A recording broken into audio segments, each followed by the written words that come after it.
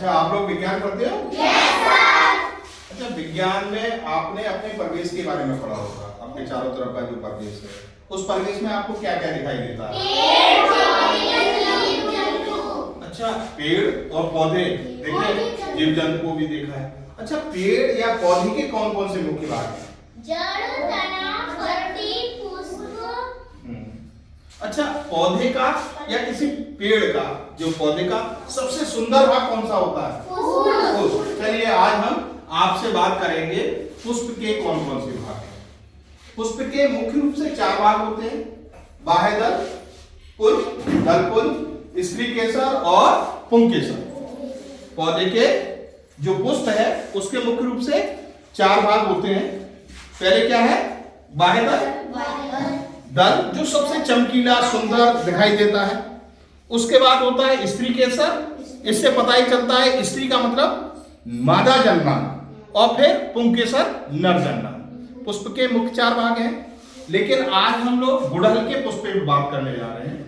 गुड़हल के पुष्प में बहुत सारे अंतर हैं और पुष्पों से अंतर होता है। यहाँ नर जन्मांग और मादा जन्मांग भी होते हैं, बाह्यदल भी हैं, दलपुंज भी हैं।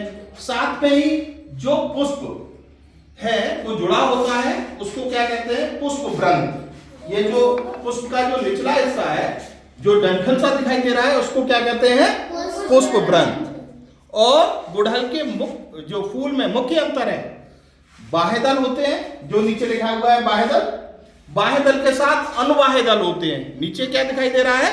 अनुबाह्यदल, फिर बाह्यदल। और पुष्प का जो सबसे चमकीले चीज जो होती है, पीली होती है, लाल होती है, नीले रंग की होती है, बहुत सारे कलर की होती है। जो ज्यादा चमकीले होते हैं उन्हें क्या कहते हैं? दलपुंज।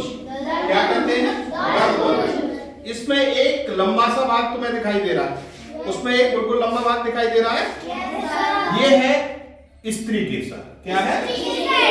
स्त्री केसर, मादा जननांग। पुष्प का कैसा? मादा जननांग। और मादा जननांग का जो अगला हिस्सा चिपचिपा होता है, जिसपे परागकोश चिपक जाते हैं, उसको कहते हैं वर्तकाग्र। क्या कहते हैं? वर्तक। फिर जो नीचे तक लंबी नाली है उसको कहते हैं वर्तिका। और वर्तिका के नीचे जहां पार्ट होता है, जहां वो पुष्पासन से जुड़े रहते हैं, बाह्यदल, दलपुंज, बाह्यदल और क्या? स्त्री केसर, उसको कहते हैं पुष्पासन। पुष्पासन के ऊपर ही होता है अंडाशय। तो स्त्री क्या होता है? अंडाशय। तो स्त्री केसर के बाद क्या है? वर्तिका और अंडाशय। स्त्री यानी कि जो मादा जननांग है उसके 3 भाग हैं: वर्तिका और अंडाशय। तो यहाँ क्या है? वर्तिका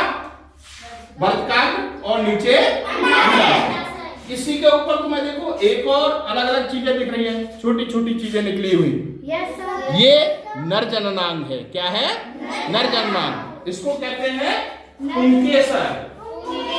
क्या कहते हैं? पुंकेसर। और इस पुंकेसर के ऊपर देखो जो उभरी हुई पीली पीली सी चीजें दिख रही हैं, ऊपर उभरी हुई, उसको क्या कहते हैं?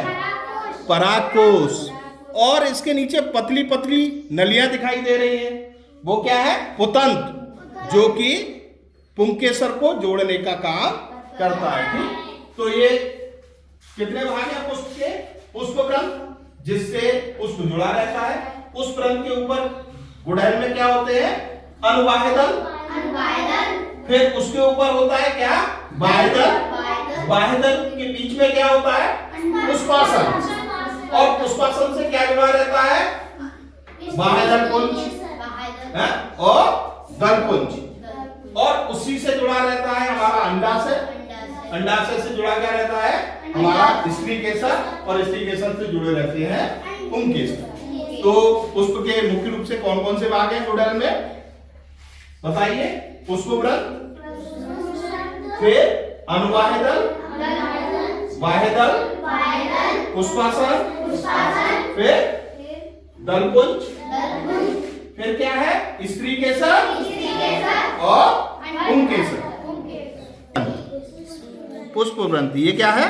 पुष्प व्रंत। अनुबाह्यदल, ये जो स्ट्रक्चर निकल के आया है वो क्या है? अनुबाह्यदल। ठीक, फिर ये बाह्यदल। ये जो निकल के आया है हरा हरा सा वो क्या है? बाह्यदल। फिर दलपुंज, क्या निकला है? दलपुंज। अब दलपुंज को और खोलें तो ये निकल के आ गया, देखो अंडाशय। क्या निकला है? ये अंडाशय है। ये क्या है? अंडाशय। और अंडाशय को अलग करें तो हमें क्या दिखता है? देखो ये क्या है? वर्तिका। ये हिस्सा क्या है? वर्तिका। और इसका ऊपर वर्तिकाग्र, ऊपर वाला हिस्सा क्या है? वर्तिकाग्र। और इससे क्या जुड़े हुए हैं? ये पुंकेसर। और पुंकेसर के ऊपर का भाग क्या है? जो ये दिख रहा है पराकोश। और नीचे जो फ्लामेंट्स हैं पुष्प तंतु यानी पुतंत। ठीक, तो ये सारे भाग हैं। अब आप लोग अलग अलग